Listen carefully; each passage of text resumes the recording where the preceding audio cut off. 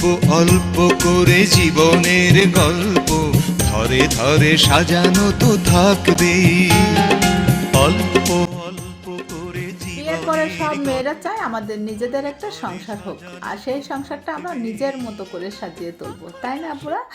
আলহামদুলিল্লাহ। আসসালামু আলাইকুম, কেমন আছো তোমরা? দেখো, সকাল সকাল ঘুম থেকে উঠে কিন্তু ছাদ বাগানে চলে আসছি। বৃষ্টির জন্য কিন্তু বাগানে আসা হয় না, আর অনেক সবজি না পচে নষ্ট হয়ে যাচ্ছে, যার জন্য ছাদ বাগানে আসা। প্রথমে যে পেঁপেগুলো দেখালাম, আমাদের বিল্ডিং এর পিছনে একটা গাছ ছিল, পেঁপে গাছটা না পেঁপে সব ভেঙে পড়ে গিয়েছে। তো সকালবেলা উঠে দেখি যে একজন লোক ওই যে পেঁপেগুলো না দিয়ে গিয়েছে। তো যাই হোক, আমি যে অনেকগুলো কিন্তু বেগুন উঠে ফেলছি, আর হচ্ছে একটা বেগুন না একদমই পচে গিয়েছিল, একদম খাওয়ার মতো ছিল না, সেটা আমি ফেলে দিয়েছি।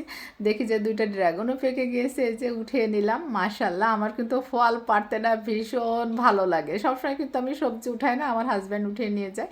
তবে গাছের ফল যদি পাকে সেগুলো কিন্তু আমিই পারবো, আমার হাজব্যান্ড ওগুলো পাড়ার সাহস পায় না। ড্রাগন গাছে এই দিয়ে কিন্তু 3বার ড্রাগন উঠালাম, আর গাছ ভরা কিন্তু এখনো নতুন ফুল আসছে। আলহামদুলিল্লাহ, আবারও কিন্তু ফল আসবে। আর এক নাগারে বৃষ্টি হওয়ার কারণে দেখো ছাদে পানি জমে রয়েছে। আর একটা জবা ফুলে যে ছিঁড়ে একটু ঢং করলাম, এই যে আমরা মেয়েরা যা করে থাকি আর কি।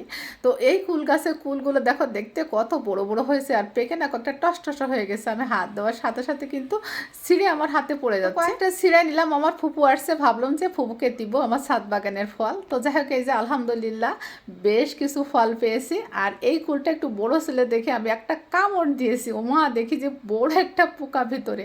পোকাটা আর আমি তোমাদের দেখালাম না, আমার নিজেরই দেখে কেমন লাগতেছিল। তো যাই হোক, এই যে ঘরে চলে আসছি ফল পাকড় নিয়ে, আর আমরা নিয়েছিলাম কিছুটা, আর আমরাগুলো কেটে লবণ দিয়ে মাখিয়ে তারপরে ফুপুকে খেতে দিয়েছি। আর কুলগুলো ফুপু খেয়ে কিন্তু বলছে একটু পোকা না, কিন্তু আমারটা পোকা ছিল। আর আগের দিন রাত্রে আমি একটা জুতার আলমারি কিনে এনেছিলাম, তোমরা কি বলো, সুরেখ?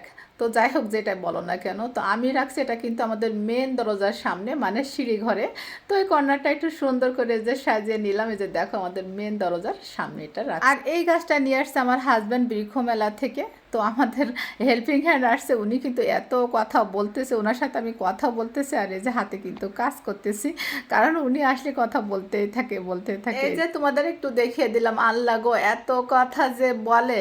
তো যাই হোক, এই জানলা গ্রিলটা কিন্তু আমি নিজেই রং করছি। আমাদের 3 তলা যখন মিস্ত্রিরা রং করতেছিল, কিছুটা রং বেঁচে গিয়েছিল, তো কিভাবে রং করে আমি কিন্তু দেখে শিখে নিয়েছিলাম।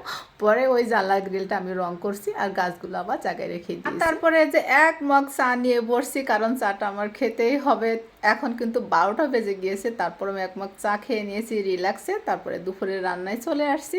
তো আজকে কোনো রান্নার ভিডিও শেয়ার করব না। কিছুটা আমি ডালের বড়া করেছিলাম, মাছ ফ্রাই করেছিলাম, আর একটা সবজি করেছিলাম আমার হাজব্যান্ডের জন্য, কারণ শুকনা খাবার সে খেতে চায় না। তো আমার জন্য কিন্তু আমি প্লেটটা রেডি করে নিয়েছি। আর 2 দিন পরে আমি ভাত খেয়েছিলাম আলহামদুলিল্লাহ। তো সবগুলো ভাত কিন্তু আমি খেতে পারি না, প্লেট সাজানোর জন্য জাস্ট এগুলো আমি দেখিয়েছিলাম। সবাই ভালো থেকো, আসসালামু আলাইকুম।